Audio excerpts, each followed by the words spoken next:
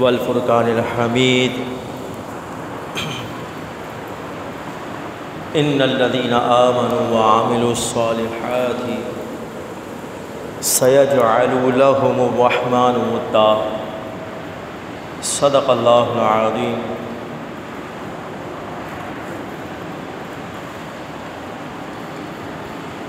وقال النبی صلی اللہ تعالی علیہ وسلم من عاد لی ولیا فقد آذنته بالحرب وما تقرب إلى عبدي بشيء أحب إلي مما افترضت عليه وما يزال عبدي يتقرب إلى بالنوافل حتى أحبه فإذا أحببته كنت سميعه الذي يسمع به وبصره الذي يبصر به ويده التي يبطش بها ورجله التي يمشي بها وَإِن سَأَلَنِي لَأُعْطِيَنَّهُ أَوْ كَمَا قَالَ عَلَيْهِ السَّلَامُ۔ اللهم رب اشرح لي صدري ويسر لي أمري واحلل عقدة من لساني يفقهوا قولي۔ خدا کے فضل سے ہم پر ہے سایہ غوث اعظم کا، ہمیں دونوں جہاں میں ہے سہارا غوث اعظم کا۔ مریدی لا تخف کہہ کر تسلی دی غلاموں کو، قیامت تک رہے بے خوف بندہ غوث اعظم کا۔ اعلیٰ حضرت امام اہل سنت فرماتے ہیں واہ کیا مرتبہ ہے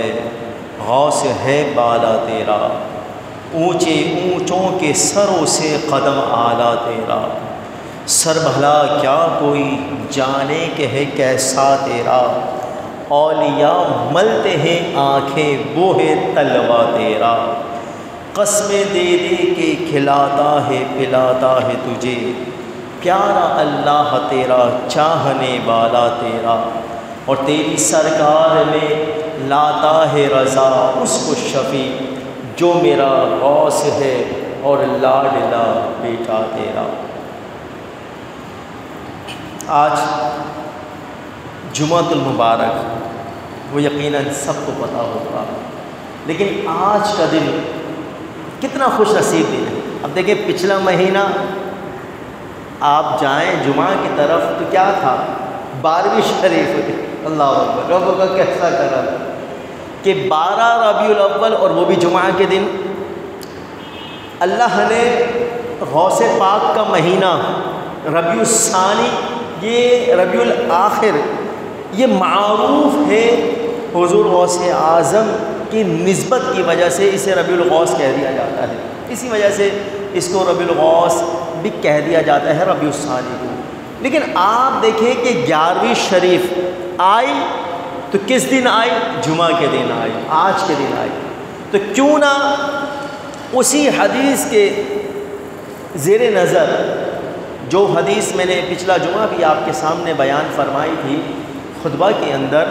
کہ سرکار فرماتے ہیں کہ جہاں اللہ والوں کا ذکر کیا جاتا ہے وہاں کیا ہوتی ہے، رب کی رحمتوں کا نزول ہوتا ہے۔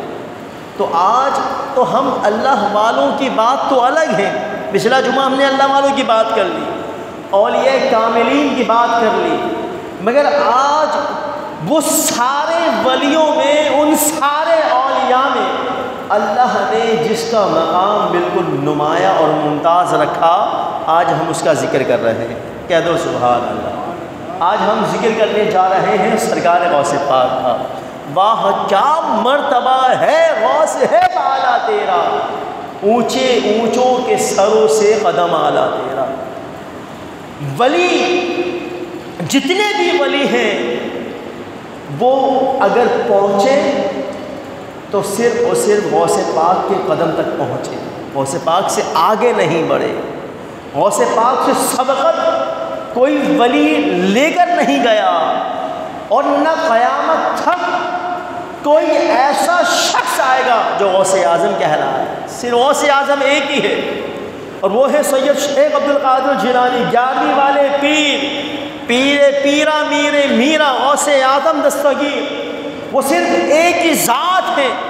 جس کو اللہ رب العزت نے اس کائنات میں بھیجا تو خاتم الاولیاء بنا کر بھیجا، نہ آپ سے پہلے آپ کے جیسا کوئی آیا اور نہ قیامت تک محشر تک کوئی آئے گا۔ غوث پاک جیسا اب کوئی آنے والا نہیں۔ مہر لگا دی کہ سارے ولیوں میں سب سے نمایاں مقام اللہ رب العزت نے سرکار بغداد حضور غوث پاک کو عطا فرما دی۔ کہہ دو سبحان اللہ۔ غوث پاک رضی اللہ تعالیٰ عنہ کی آج ہم شان یہاں سننے کے لیے جمع ہیں، اور ہم ان کی شان کیوں نہ سنیں، ہم ان سے محبت کیوں نہ کریں، ہم ان کا ذکر کیوں نہ کریں؟ کیونکہ در حقیقت یہ رب کا انعام ہے، رب کی نعمت ہے،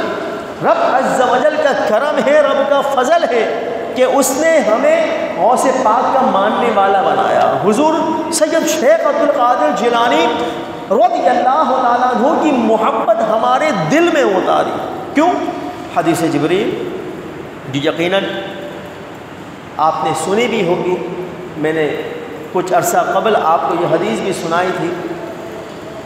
کہ حدیث جبریل اس حوالے سے وہ حدیث ہے، مسلم شریف کی حدیث پاک ہے کہ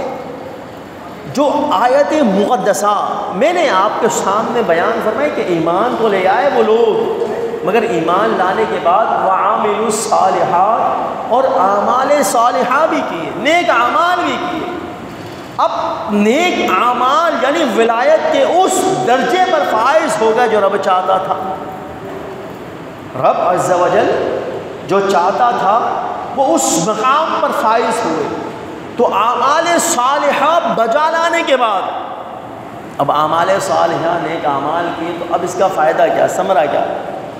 تو اللہ رب العزت ایسے لوگوں کے بارے میں فرماتا ہے جو نیک عمل با عمل لوگ ہوں، نیک اعمال صالحہ کرنے والے ہوں۔ اللہ فرماتا ہے قرآن میں سَيَجْعَلُ لَهُمُ الرَّحْمَنُ وُدًّا، کہ اللہ ایسے لوگوں کی رحمان ایسے لوگوں کی محبت جو ہے وہ لوگوں کے دلوں میں اتار دیتا ہے۔ تو در حقیقت غوث پاک کی، کسی ولی کی، کسی بزرگ کی، کسی اللہ والے کی محبت کا دل میں آ جانا گویا کہ یہ رب کی طرف سے ہے، کہ رب عز و جل کی نعمت ہے، رب نے ہمارے دل میں غوث پاک کی محبت کو اتار دیا۔ تو اب یہاں پر اگر ہم حدیث کی طرف جائیں تو سرکار علیہ الصلوۃ والسلام فرماتے ہیں کہ جب کوئی اللہ کا ذکر کرتا ہے، کیا کرتا ہے؟ فَاذْكُرُونِي أَذْكُرْكُمْ، قرآن کہتا ہے کہ تم میرا ذکر کرو میں تمہارا چرچا کروں گا۔ اب کیسا چرچا کہ عبد القادر جیلانی، حضرت مسعود گنج شکر، حضرت علی حجویری، حضرت غریب نواز۔ اب اگر ہم ان بزرگان دین کو دیکھیں کہ اگر حضرت علی حجویری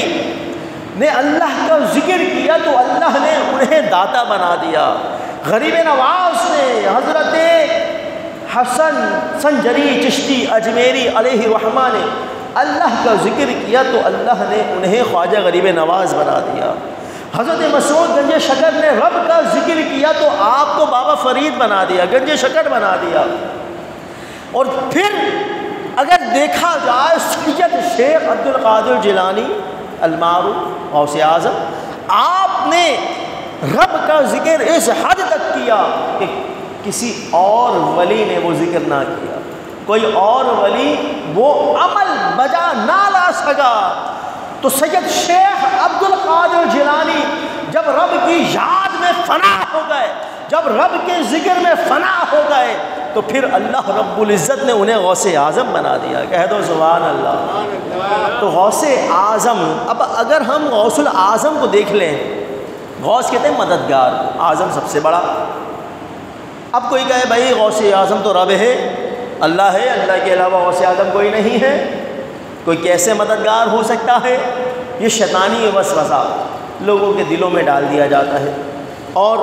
لوگوں میں ایک انتشار اور افتراق پیدا کر دیا جاتا ہے۔ تو اب یہاں اگر ہم دنیاوی مثالیں، امثلہ اگر دنیاوی لے لیں تو بہت ساری مثالیں ایسی ہیں کہ اگر کسی پہ کوئی مصیبت آ پڑتی ہیں، کوئی بھی حادثہ پیش آ جائے، جانی مالی کچھ بھی، تو وہ کس سے مدد مانگتا ہے؟ 15 پہ کال ملاتا ہے، پولیس سے مدد مانگتا ہے، رینجر سے مدد مانگتا ہے، جن کے پاس اختیار ہے ان سے مدد مانگتا ہے، بیمار ہے اسپتال میں سسکیاں لے رہا ہے تو وہ ڈاکٹر سے مدد مانگے گا، ڈاکٹر صاحب میرے بچے کو بچا لو، بھائی بچانے والا تو اللہ ہے، اللہ سے مدد مانگو، اللہ کو پکارو، ڈاکٹر تھوڑی بچائے گا، پولیس تمہارا کوئی کچھ کر تھوڑی سکتی ہے کہ تم اس سے مدد مانگ رہے ہو چور سے حفاظت کے لیے۔ لیکن یہاں وہ خود بدھو جو ہے، جو اس فتنے کو پھیلانے والا ہے شیطان، وہ خود یہی کہے گا نہیں دیکھیں جناب اللہ نے ان کو یہ صلاحیت دی ہے، اللہ نے ان کو یہ کوالٹی دی ہے، یہ ان کے پاس ٹیلنٹ ہے، ایبیلٹی ہے، صلاحیت ہے کہ یہ اللہ کی عطا سے اس کی دی ہوئی طاقت اور قدرت سے مدد کر سکتے ہیں، اس مریض کو اس بیمار کو صحیح کر سکتے ہیں، شفا دے سکتے ہیں۔ تو ہم یہی تو کہتے ہیں کہ اگر ہم غوث پاک کو مددگار تسلیم کرتے ہیں، غوث پاک کو پکارتے ہیں، ان کو فریاد، اگر ان کو پکارتے ہیں فریاد کرتے ہیں تو ہمارا یہی نظریہ ہوتا ہے کہ ہماری آواز کو پہنچانے والے ذات اللہ کی ذات ہے، اللہ ہی ہماری آواز کو پہنچانے والا ہے، اور غوث پاک جو ہے وہ اللہ کی عطا کردہ قدرت ہی کے تحت جو ہے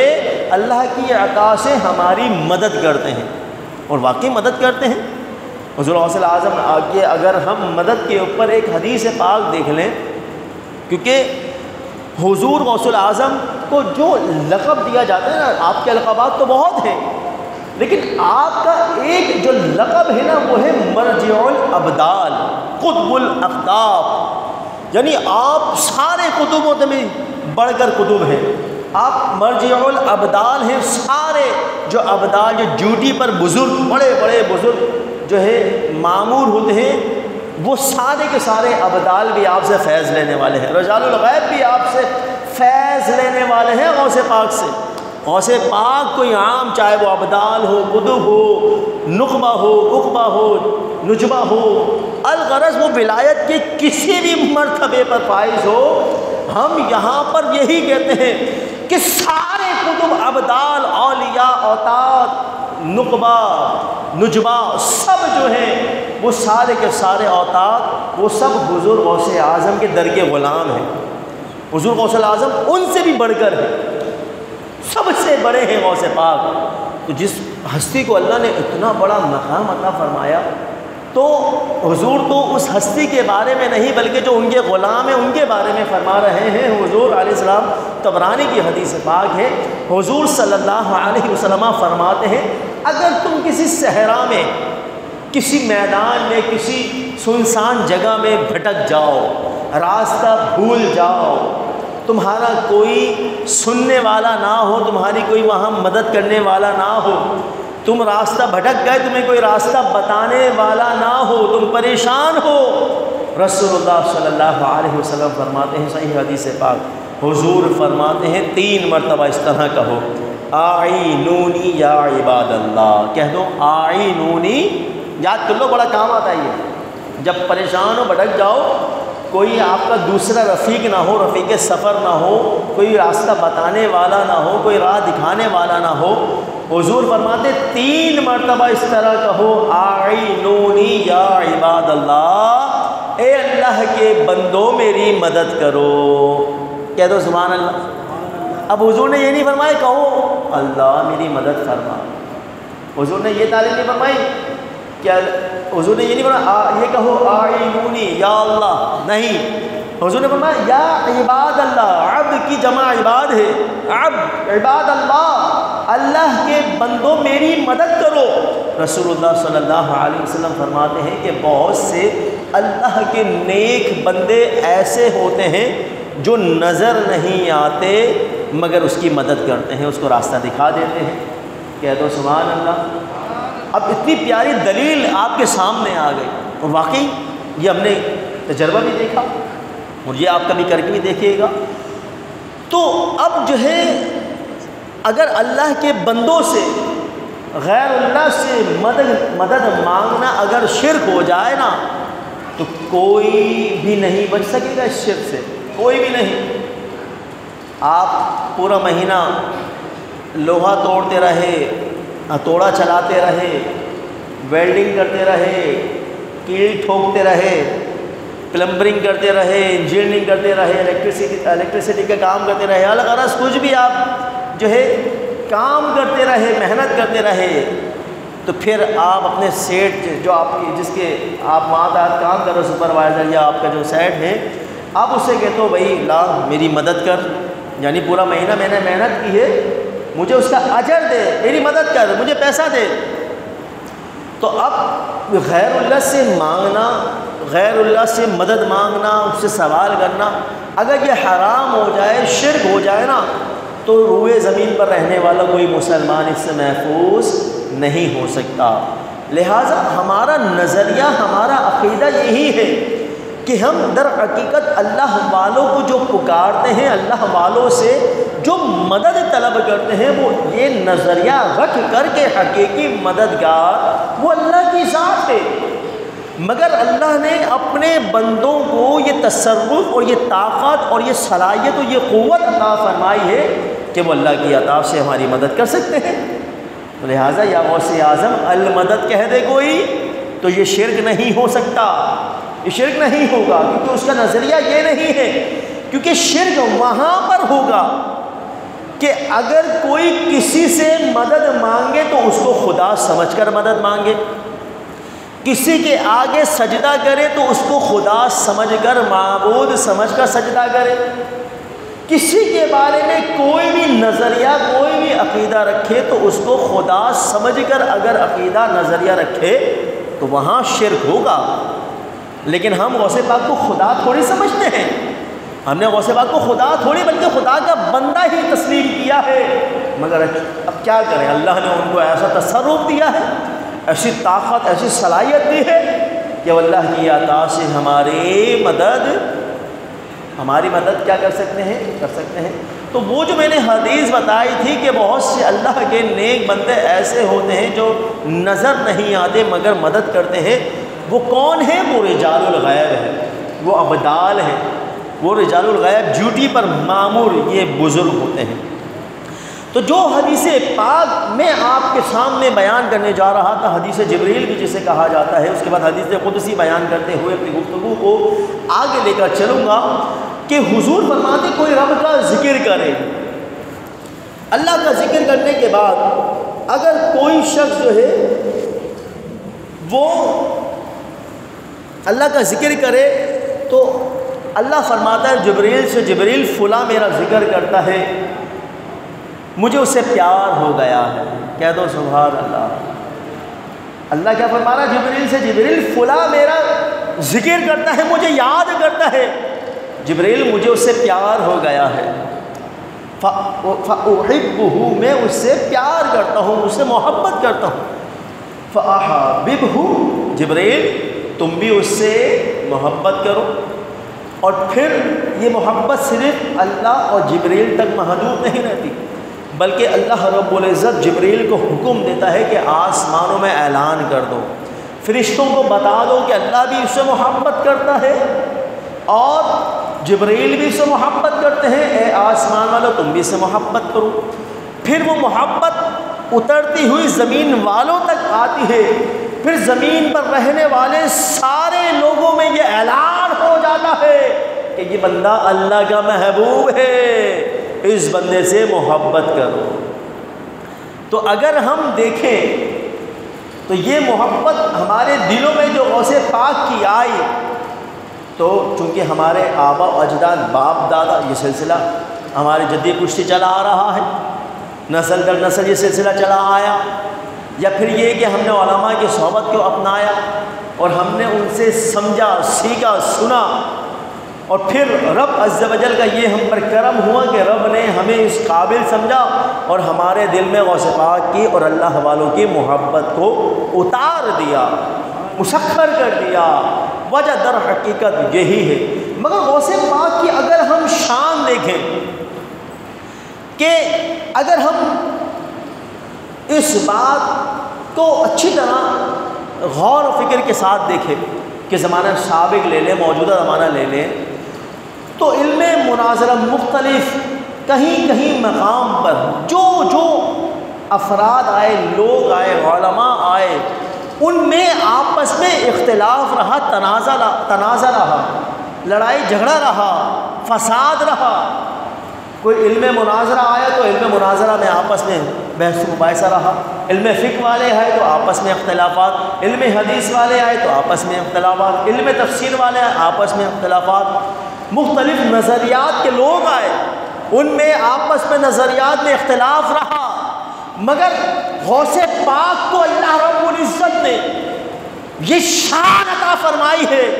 کہ میرے غوث وہ غوث پاک ہیں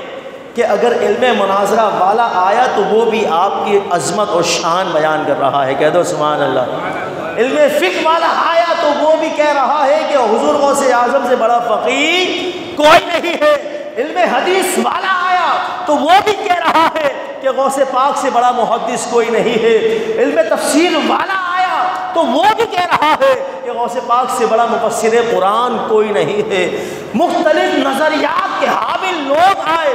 وہ سارے اس بات کو لکھنے پر آمادہ ہو گئے، انہوں نے تسلیم کر لیا کہ غوث پاک جیسا روئے زمین پر ولی اللہ کوئی نہیں ہے۔ آپ امام الاولیاء ہے، خاتم الاولیاء، سید الاولیاء ہے۔ غوث پاک کو اللہ رب العزت نے یہ شان عطا فرمائی ہے۔ اب آپ بتائیں کیسا مقام ہے میرے غوث پاک کا۔ سید شیخ عبد القادر جیلانی البغدادی المعروف غوث الاعظم، آپ کے اگر ہم القابات کی طرف جائیں تو اگر دیکھا جائے کہ یہ جو مہینہ ربیع الثانی کا، جو ربیع الآخر بھی اسے کہا جاتا ہے، دوسرا ربیع الاول، ربیع الآخر، ربیع الاول، ربیع الثانی، تو یہ مہینہ اگر دیکھا جائے یہ سرکار غوث پاک کے نام سے موسوم ہے، معروف ہے۔ عرف میں یہ ہو جاتا ہے 11ویں کا مہینہ آ گیا، 11ویں کا مہینہ۔ اب آپ کی ذات، آپ کی شان، آپ کا مقام، آپ کا مرتبہ شرق اور غرب میں بڑا معروف ہے، چاہے وہ مشرق میں رہنے والا ہو یا مغرب میں رہنے والا ہو، شمال میں رہنے والا ہو یا جنوب میں رہنے والا ہو۔ الغرض روئے زمین پر جتنے بھی اہل ایمان ہیں، مسلمان ہیں، وہ سارے غوث پاک کی عظمت اور شان سے واقف ہیں۔ وہ تسلیم کرتے ہیں کہ رب عز و جل نے حضور غوث الاعظم کو بڑا منصب، بڑا مقام عطا فرمایا ہے۔ آپ کی القاب، آپ کی عبادات، آپ کا علم، آپ کا عمل سب نمایاں اور دیگر اولیاء پر فائق ہے۔ سب سے اگر علم کے اعتبار سے دیکھا جائے، عمل کے اعتبار سے دیکھا جائے، عبادت کے اعتبار سے دیکھا جائے، علم کے اعتبار سے، اخلاق کے اعتبار سے دیکھا جائے، یعنی جس حوالے سے، جس اینگل سے اگر دیکھا جائے حضور غوث الاعظم کو، تو آپ سارے ولیوں میں سب سے نمایاں نظر آئیں گے۔ آپ کی ذات کے بارے میں اتنا ہم کہہ سکتے ہیں، پیر پیرا، میر میرا، پیر لاسانی، پیر دستگیر، فرد الافراد، سید الاسیاد، تاج الاوتاد، قطب الاقطاب، مرجع الابدال، برہان ہدایت، مرجع ولایت، زعیم العلماء، سید الاولیاء، سید الاتقیاء، سید الاصفیاء، الغوث الاعظم، پیر لاسانی، شہباز لامکانی، قندیل نورانی،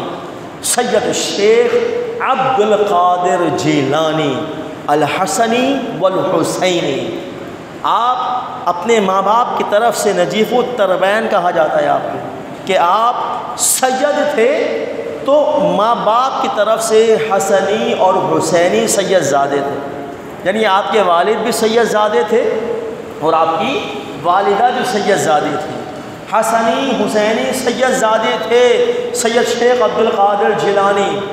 تو آپ کو رب عز و جل نے یہ کمال اور یہ مقام عطا فرمایا ہے۔ اب اگر آپ دیکھیں حضور غوث الاعظم کی شان بیان کرنے سے پہلے اگر ہم آپ کے والد گرامی کو دیکھیں تو آپ کے والد گرامی حضرت ابو صالح موسیٰ دوست جنگی رحمۃ اللہ تعالیٰ علیہ، کیا نام تھا؟ ابو صالح، نام یاد کرو غوث پاک کا، ابو صالح، بلند آواز سے بولو، ابو صالح، یہ کنیت ہے آپ کی، ابو صالح موسیٰ دوست جنگی کیونکہ آپ جہاد بہت کیا کرتے، جنگ و جدال بہت کیا کرتے تھے، تو اس وجہ سے آپ کو جنگی کہہ دیا جاتا ہے۔ آپ کی والدہ کا جو نام تھا ام الخیر آپ کی کنیت تھی، اور فاطمہ نام تھا آپ کا، ام الخیر فاطمہ، اور یہ حضرت عبداللہ صومعی کی بیٹی تھی۔ حضرت ابو صالح موسیٰ دوست جنگی رحمۃ اللہ تعالیٰ علیہ ابھی غوث پاک دنیا میں تشریف نہیں لائے، ابھی حضرت موسیٰ صالح جو ہیں وہ کنوارے ہیں، ابھی آپ کی شادی نہیں ہوئی، لیکن آپ کو بھوک لگ رہی تھی، آپ ایک جنگ پر نکلے ہوئے تھے، آپ کو بھوک نے ستایا، تو دیکھا کہ نہر کے کنارے ایک سیب سمجھتے ہو، یا سیب کھاتے بھی ہو یا نہیں کھاتے ہو، ایک سیب ایک نہر کے کنارے پڑا ہوا تھا، تو اب آپ نے وہ سیب اٹھایا، بھوک ستا رہی تھی، سیب اٹھایا اور اٹھا کر کھا لیا۔ اب جب آپ نے سیب کھایا تو کھانے کے بعد پھر آپ کو ہوش آیا، ارے اس کا تو مالک کا نہیں پتا، اس کا مالک کون ہے؟ میں مالک کی اجازت کے بغیر، اب جہاں سے ہمیں بہت ساری باتیں سیکھنے سمجھنے کو بھی ملتی ہیں، بہت ساری باتیں سننے کو سمجھنے کو بھی ملتی ہے۔ دیکھو کہ بغیر اجازت کسی کی چیز استعمال کرنا یہ کتنا بڑا جرم ہے۔ تو حضرت ابو صالح انہوں نے سیب کھا لیا، سیب کھانے کے بعد آپ کو خیال آیا، ارے یہ کیا کیا، یہ تو گناہ ہو گیا مجھ سے، جرم ہو گیا۔ اب آپ اس کی مالک، آپ تلاش میں نکلے، مالک کو تلاش کرنے کے لیے نکلے، تو اب جو ہے آپ اس نہر کے کنارے جہاں سے ملا تھا وہ دیکھا کہ یہ نہر کا راستہ کہاں سے آ رہا ہے، اس راستے پر چل دیے، چلتے چلتے چلتے چلتے دیکھا کہ آگے چل کر چند قدم چل کے ایک نہر کے کنارے پر سیب کا درخت لگا ہوا تھا۔ آپ نے کہا شاید اسی سے گرا ہے، اور اس کے مالک کو پھر تلاش کرنے کے لیے، ڈھونڈنے کے لیے گئے، تو خادموں نے بتایا کہ کوئی شخص آپ سے ملاقات کرنا چاہتا ہے۔ وہ اللہ کے ولی تھے، وہ بزرگ، اپنے زمانے کے بہت بڑے ولی کامل تھے، حضرت عبداللہ صومعی۔ تو ان بزرگ سے جب حضرت ابو صالح موسیٰ دوست جنگی غوث پاک کے والد کی ملاقات ہوئی تو آپ نے کہا حضور میں آپ سے معذرت کرنے آیا ہوں، معافی مانگنے آیا ہوں، غلطی سے میں نے آپ کی اجازت کے بغیر یہ سیب تناول کر دیا۔ آپ نے جو ہے اپنی نگاہ ولایت سے انہیں پرکھ لیا، اور پھر آپ نے کہا ہم معاف نہیں کریں گے، ہم سیب معاف نہیں کریں گے۔ انہوں نے کہا حضرت کوئی شرط ہو، آپ مجھے جو کہیں گے میں کرنے کے لیے تیار ہوں، مگر مجھے معاف کر دیجئے۔ تو یہاں پر آپ نے یہ کہا کہ ٹھیک ہے آپ کو ہماری بیٹی سے شادی کرنی ہوگی، جو آنکھوں سے اندھی ہے، کانوں سے بہری ہے، منہ سے گونگی ہے، ہاتھوں سے لولی ہے اور پیروں سے لنگڑی ہے، وہ اپاہج ہے، معذور ہے، اس سے آپ کو شادی کرنی ہوگی، پھر ہم سے معاف کریں گے۔ انہوں نے کہا حضرت اتنا بڑا، مطلب کہ اتنا بڑا جرم بھی نہیں میرا اور اتنی بڑی سزا، لیکن پھر آپ نے کہا کہ مجھے قبول ہے، میں معافی تلافی کے لیے، معذرت کے لیے کچھ بھی کر سکتا ہوں، اگر آپ کی رضا اسی میں ہے تو مجھے قبول ہے۔ آپ کا نکاح کر دیا جاتا ہے۔ جب آپ حجرے میں جاتے ہیں، حجرے میں جانے کے بعد آپ جب گھونگھٹ اٹھاتے ہیں دلہن کا، اور وہ شخص جو سیب معاف کروانے اتنا دور اس نے سفر اختیار کیا، تو پھر ظاہر سی بات ہے کہ جب دو ولی آپس میں ملتے ہیں تو وہاں غوث الاعظم پیدا ہوتے ہیں۔ حضور غوث الاعظم کی ولادت ہوتی ہے یکم رمضان کو، 470 ہجری کو آپ کی پیدائش ہوئی، آپ کی ولادت ہوتی ہے۔ آپ کے والد گرامی حضرت ابو صالح موسیٰ دوست جنگی آپ کے خواب میں حضور غوث اعظم کی ولادت کے بعد آپ کے خواب میں، آپ کے والد گرامی کے خواب میں رسول اللہ صلی اللہ علیہ وسلم تشریف لاتے ہیں اور آپ کو بشارت دیتے ہیں، یا ابا صالح، اے ابو صالح، اعطاک اللہ ابنا وہو ولیجا، کہ اللہ رب العزت نے تجھے جو لڑکا دیا ہے وہ ولی ہے، وہ محبوبی، اور میرا بھی محبوب ہے، وہ محبوب اللہ، اور اللہ کا بھی محبوب ہے، وَسَيَكُولُ لَهُ شَأْنُ أَوْلِيَاءِ اللَّهِ كَشَأْنِ بَيْنَ الْأَنْبِيَاءِ وَالرُّسُلِ۔ یہاں حضور علیہ السلام بشارت دے رہے ہیں کہ تجھے جو رب نے بیٹا دیا وہ ولی ہے، اور یہاں یہ بتایا کہ وہ میرا بھی محبوب ہے، وہ اللہ کا بھی محبوب ہے، اور در حقیقت اس کی شان اولیاء اللہ کے درمیان ایسی ہے، حضور فرماتے جیسی میری شان سارے انبیاء اور رسولوں کے درمیان۔ کیا دو سبحان اللہ، حضور نے یہ بشارت دی۔ تو گویا کہ آپ کے والدین اس بات کو انہوں نے تسلیم کیا کہ ہمارا جو شہزادہ ہے عبد القادر جیلانی وہ در حقیقت مادر ذات ولی ہے۔ گویا کہ دنیا میں آئے تو ولی بن کر آئے غوث الاعظم۔ یہ ریاضت سے، عبادت سے، اختصاب سے انہوں نے فیض نہیں لیا، یہ مجاہدہ کر کے ولی نہیں بنے، بلکہ وہ اپنے کمال مرتبے پر پہنچے، مگر اللہ رب العزت نے ازل کے اندر ہی عالم ارواح میں ہی انتخاب کر لیا تھا غوث الاعظم کا، اور آپ کو ولی بنا کر بھیجا گیا۔ حضور غوث الاعظم رضی اللہ تعالیٰ عنہ کہ اگر بچپن کے حالات المختصر، کیونکہ تفصیلات بہت ہیں، وقت بھی میرے پاس کم ہے، اگر ہم بچپن کے حالات دیکھ لیں غوث پاک، جو غوث پاک کی توہین کرتے ہیں نا، غوث پاک کی نعوذ باللہ اہانت کرتے ہیں، تنقیص کرتے ہیں، آپ کی گستاخی کرتے ہیں، آپ کو گالیاں بکتے ہیں، آپ کو برا بلا بولتے ہیں، نعوذ باللہ آپ کی بے ادبی کرتے ہیں، اور آپ کو نہ جانے کیا کیا بولتے ہیں۔ دیکھو تو غوث الاعظم ہے کیا، سمجھو غوث اعظم کو، غوث اعظم کو رب نے کیا منصب دیا تھا، کیا مقام دیا تھا۔